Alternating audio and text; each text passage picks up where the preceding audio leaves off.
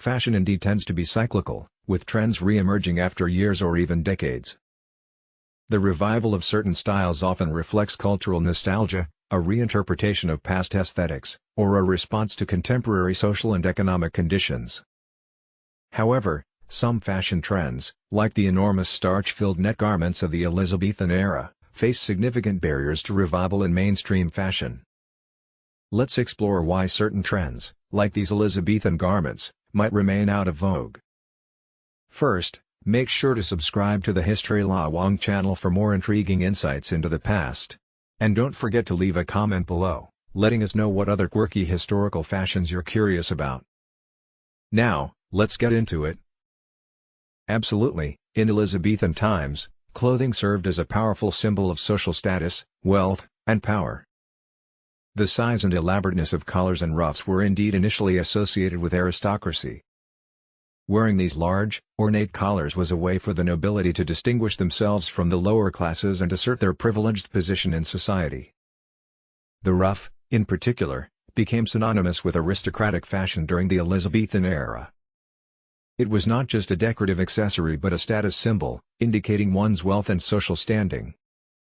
The cost of the fabric, the labor required to maintain its shape, and the elaborate designs all contributed to the perception of the wearer as belonging to the upper echelons of society. Moreover, the discomfort and impracticality of wearing such large collars and ruffs further reinforced their association with privilege. The inability to perform manual labor while wearing them and the need for servants to assist with their maintenance highlighted the leisurely lifestyle of the aristocracy.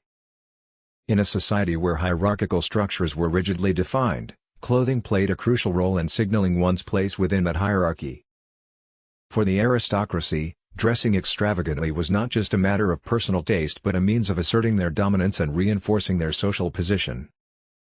However, it's worth noting that fashion was not static even in Elizabethan times.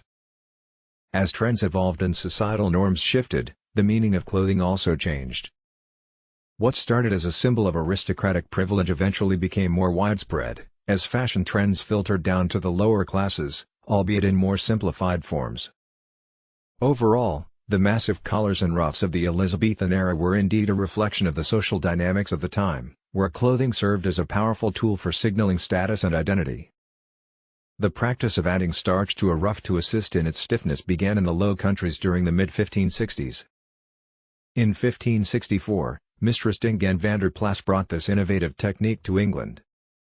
She started training garment makers, English women, and other interested parties in the use of starch to stiffen the fabric of their clothes. Notably, van der Plas's starch was completely transparent, which initially took English citizens by surprise. However, they quickly marveled at the discovery that adding a starch paste to freshly washed ruffs caused them to stand tall and allowed craftsmen to create intricate shapes by painstakingly folding the starched fabric. With the addition of starch, ruffs got bigger and more complex. Wires and boards hidden behind large folds were also used to support such architectural feats. By 1580, ruffs had grown so large they could extend the entire width of a noble person's shoulders, acting almost like parade floats. The introduction of starch allowed for even greater creativity and elaboration in ruff designs, contributing significantly to the iconic Elizabethan aesthetic. Lady Frances Cobham's remark in 1564 that 10 yards is enough for the ruffs of the neck and hands reflects the early use of fabric in ruffs, but as the century progressed, the amount of material used increased dramatically. By the 1580s, it was common for ruffs to require around 18 yards of material, with supporting wires, decorative edging, and elaborate ornamentation. Fashion, like life, is always evolving, and ruffs continued to morph throughout the decades. During the 1590s, women began wearing ruffs that were open in the front, framing their entire head while allowing them to bend their necks forward. This style, also adopted by some men, gave women the opportunity to show off their décolletage, particularly when paired with a figure-enhancing bodice.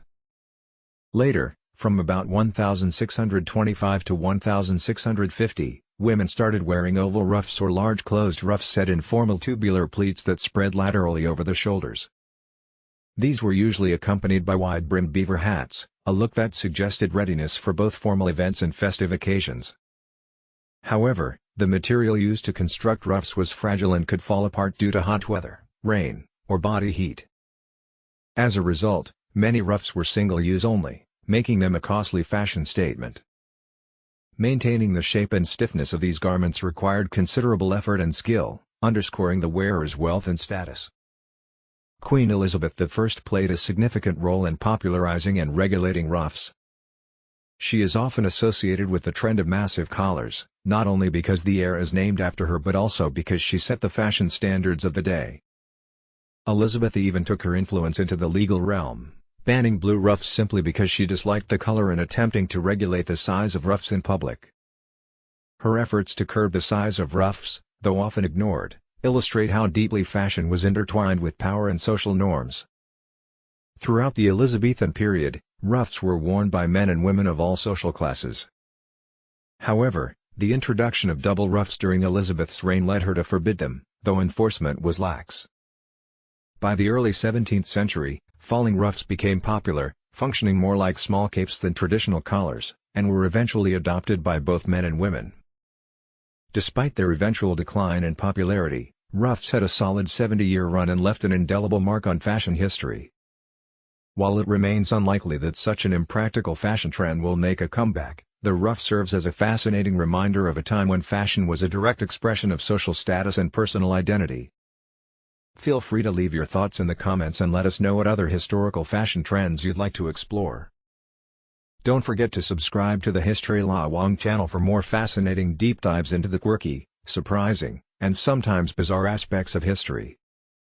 Thanks for watching.